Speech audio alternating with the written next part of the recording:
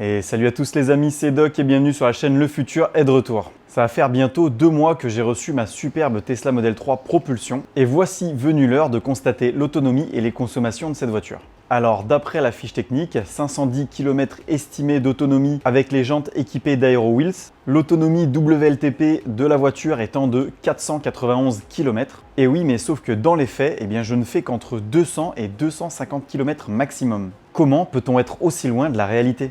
Alors pour commencer, je vais vous expliquer comment, où et dans quelles conditions je conduis cette voiture et quelle est ma consommation personnelle depuis que je l'ai récupérée. Ensuite, on verra un premier facteur de consommation qui fait chuter modérément mon autonomie. Et enfin, je vous donnerai le facteur qui fait s'écrouler totalement l'autonomie. Alors pourquoi je ne fais que 250 km maximum avec une charge ? Eh bien, voyons ça ensemble.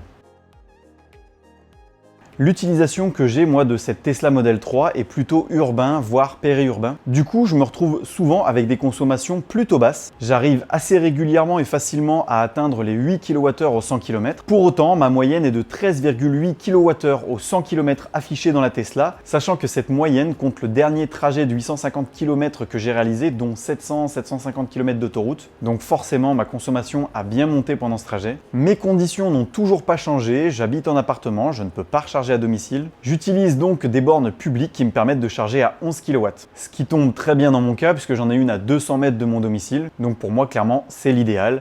Et je ne paye que 0,264 € par kWh. Donc même si c'est plus cher qu'une charge à domicile, ça reste quand même relativement raisonnable. D'ailleurs, j'en profite pour faire un point à ce sujet. Certains disent que c'est cher, pénible et peu pratique. En ce qui me concerne, c'est totalement faux. Depuis que j'ai cette voiture, je recharge en même temps que je gare ma voiture à côté de mon domicile. Je n'ai donc évidemment pas perdu de temps à aller à une station essence. Et donc au final, on peut dire que j'ai déjà gagné du temps rien qu'avec ça. Et si on utilise ma moyenne, on obtient 3,64 € des 100 km, ce qui en soi est vraiment génial. Oui, mais sauf qu'en réalité, c'est pas comme ça. Alors déjà, pour commencer, la première chose qui fait que je fais moins de 250 km avec une charge, c'est que je charge ma voiture de 20 à 100%. Pourquoi je ne descends pas en dessous des 20% ? Eh bien parce que je ne peux pas utiliser mon sentinelle si je descends en dessous de 20%. Et comme je stationne ma voiture à l'extérieur, eh bien pour moi, c'est important d'utiliser le mode sentinelle. Et en plus de ça, je peux me permettre de charger à 100% parce que c'est une batterie LFP. Et donc, si on compte 80% des 491 km WLTP, on obtient 393 km. C'est plus proche des 250, mais enfin, on n'y est quand même encore pas. Et d'ailleurs, ça me permet de me poser une petite question. L'autonomie dite en WLTP, est-ce qu'elle nous est réellement utile ?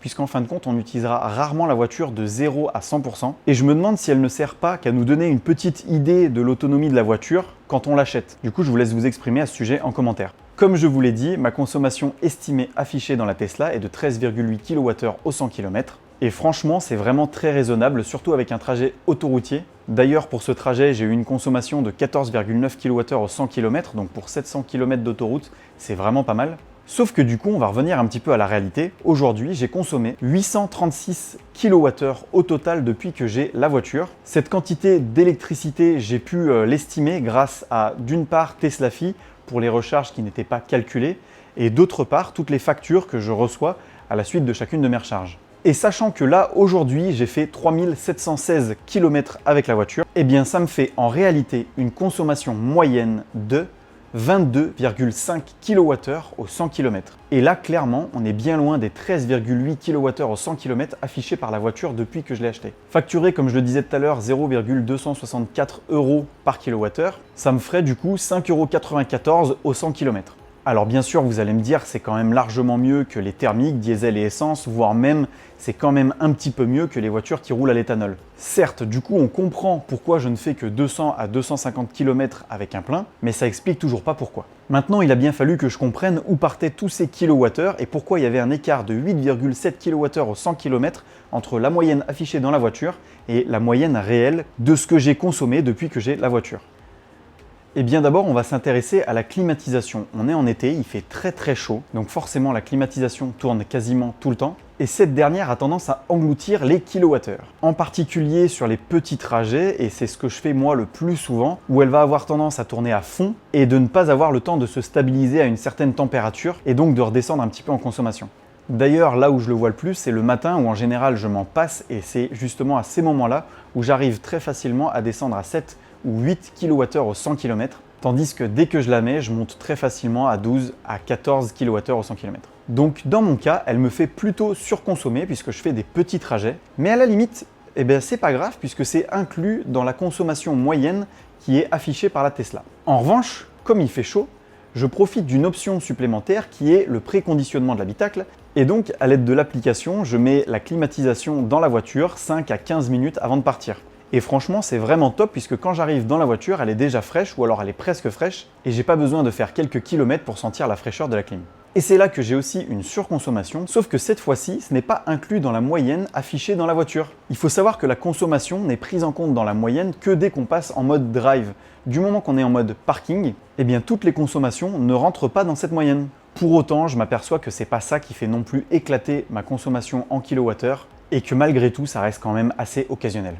Pour en venir à la climatisation, elle fonctionne franchement très bien. Et en plus de ça, je me suis quand même aperçu que de toute façon, elle consommait vraiment pas beaucoup une fois que la température dans l'habitacle s'était stabilisée. Venons-en donc au gros point noir qui fait énormément consommer ma voiture et augmente du coup ma consommation totale au 100 km, et c'est le mode sentinelle.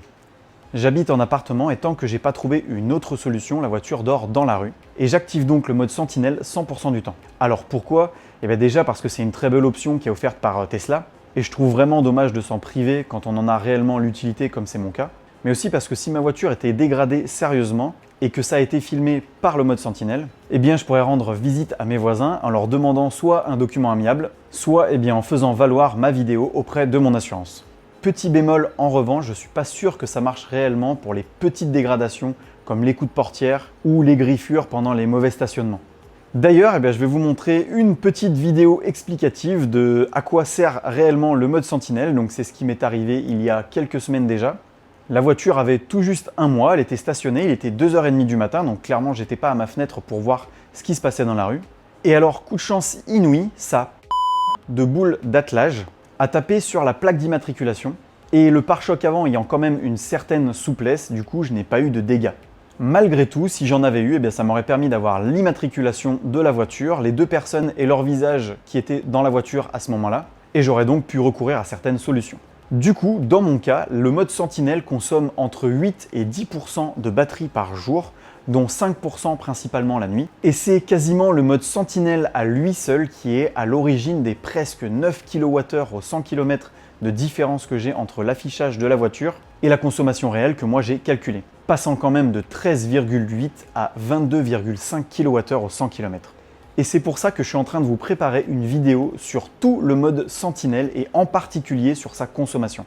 En fin de compte, la voiture, elle serait capable d'approcher sérieusement de l'autonomie WLTP. Elle consomme vraiment peu pour un excellent confort. Mais dans mon cas, avec mon utilisation au quotidien, j'aurais du mal à faire plus de 250 km avec une charge de 20 à 100%. En revanche, si j'avais un garage ou un terrain pour me permettre de garer ma voiture de manière sécurisée, là du coup je ne l'activerai plus à la maison et je pense que je ferais facilement 450 km, d'autant plus que je me permettrais de descendre un petit peu en dessous des 20%, en dessous desquels pour l'instant je ne descends pas, sans quoi je ne pourrais pas utiliser mon mode sentinelle. D'ailleurs, du coup, j'aimerais vous poser une question à vous les propriétaires de Tesla. Est-ce que vous l'utilisez souvent? Pas du tout. Bref, comment vous faites vous?